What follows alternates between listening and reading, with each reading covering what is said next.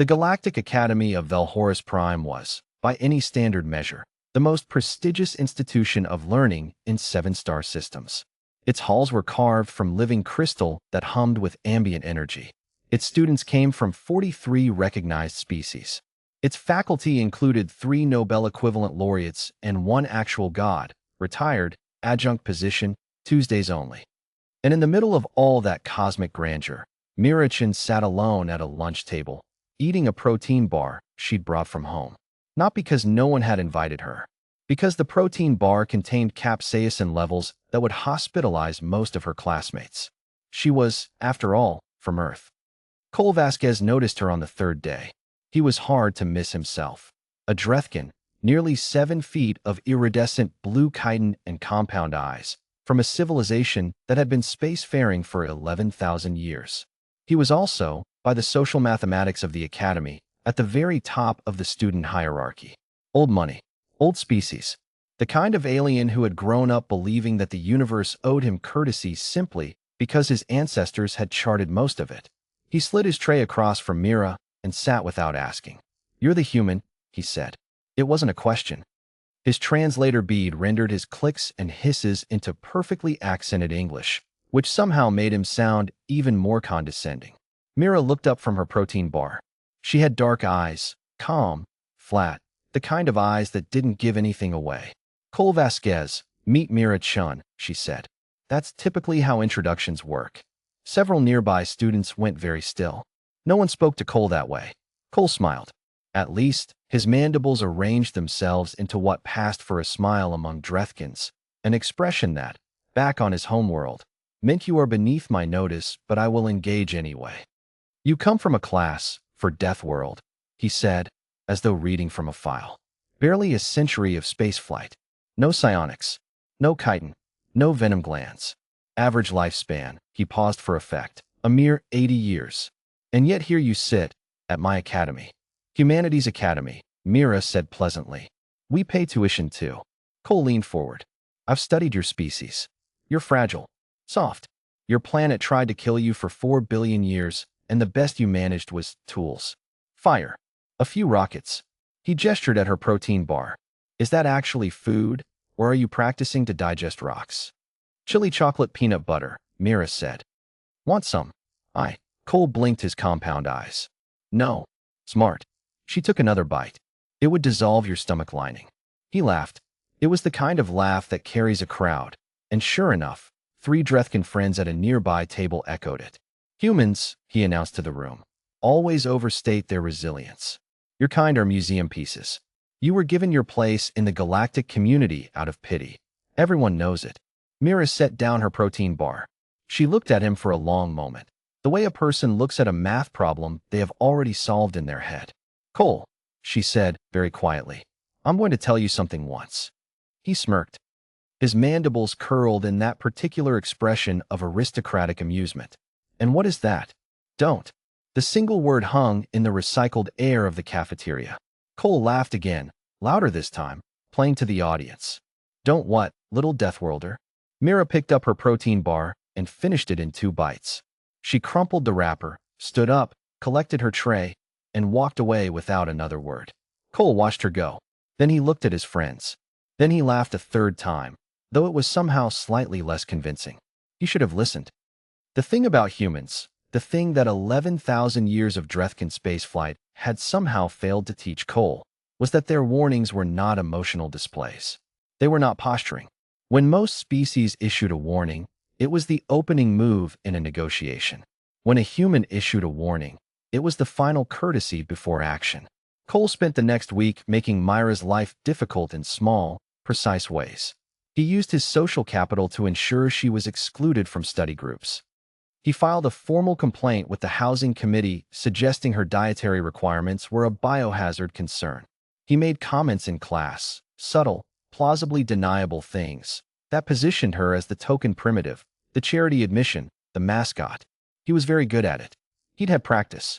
On the 8th day, he found his favorite crystalline display sculpture, a genuine Velhorian antique, worth more than most students' annual budgets, sitting outside his dormitory door. Not broken, just moved, with a small note that read, I know where your things are. He told himself it was nothing. On the 10th day, his entire personal research file, 3 months of work on his xenobiology thesis, vanished from the Academy's secure server. It wasn't deleted. The access log showed it had simply been relocated to a subdirectory so obscure that the IT team spent 4 hours finding it. No fingerprints, no trace, just gone, then found, with another small note inside the recovered file. Your data structure is inefficient. I reorganized it. You're welcome.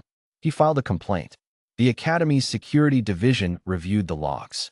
They found no evidence of intrusion.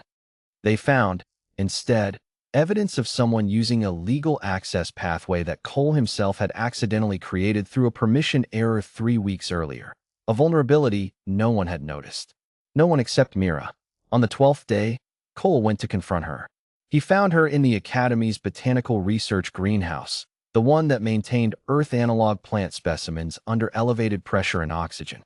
She was tending to something with red and orange flowers that smelled, even through the glass observation wall, like the inside of a volcano. He banged on the glass. She looked up, calmly, and waved him in. He pushed through the pressurized door and immediately regretted it. The air hit him like a physical thing, thick and sharp, and his breathing apparatus began to click in alarm. Capsaicin mist, Mira said helpfully. From the Ghost Pepper and Carolina Reaper crosses. The Academy is studying their potential as antimicrobial agents. I volunteered to tend them. She looked at him. You might want to breathe shallow. Cole stood in the doorway, his compound eyes watering, his chitin prickling with chemical irritation. He was, for the first time in his Academy career, not in control of a room. What do you want? He managed. Nothing, Mira said, turning back to her plants. I already have what I wanted. I wanted you to understand that I warned you once, and I kept my word, and everything I did was within the rules. She snipped a dead leaf with practiced precision. And I wanted you to stand in this room for approximately 45 seconds. Why? She looked at him over her shoulder. Those flat, dark eyes. Calm, patient, ancient in a way that had nothing to do with species age. Because in 45 seconds, the capsaicin contact level on your chitin will reach the threshold where it becomes genuinely unpleasant. Not dangerous. Not a violation of Academy conduct codes. Just, she tilted her head, uncomfortable. For about 6 hours. Cole stared at her. We have been hunted, Mira said, going back to her plants, by things that make you look like a house pet. We survived ice ages, supervolcanoes, gamma-ray bursts, and our own tendency to build weapons capable of ending our civilization. We didn't survive by being strong, or armored, or venomous. She set down her snips. We survive because we are patient, and we remember everything. And when we warn someone once, we mean it. She picked up her bag. The study group in Lab 7 has an open seat. Professor Orvain put your name on the list. She walked past him toward the door. You might want to shower first. She left. Cole stood in the midst of a Deathworld greenhouse, mandibles spread wide, eyes streaming, chitin burning in a way that no Drethkin physician would quite believe when he described it later. He was not injured. He was not violated. He was simply, precisely, and completely dealt with. The next day, Cole Vasquez sat across from Mira Chun at lunch. Same table, open seat, no performance. Your thesis data structure really was inefficient, Mira said, without looking up from her textbook. Cole was silent for a moment. Then, you reorganized it by environmental adaptation index, cross-referenced with atmospheric pressure variance. Your current schema loses about 30% of its correlation potential. A long pause. Show me, Cole said. Mira turned a page. Buy me a coffee from the human-compatible vending machine on level 3. It's the only one that carries anything with actual caffeine. She finally looked up. Then I'll show you. Cole left to get the coffee. Several watching students exchanged glances across the cafeteria. One, a small Tellurian with 3 eyes, leaned toward her neighbor and whispered, "Did the human just win?" Her neighbor, who had been at the Academy 2 years longer and had seen more of the galaxy, whispered back, "Humans always win. They just make sure it hurts a little first."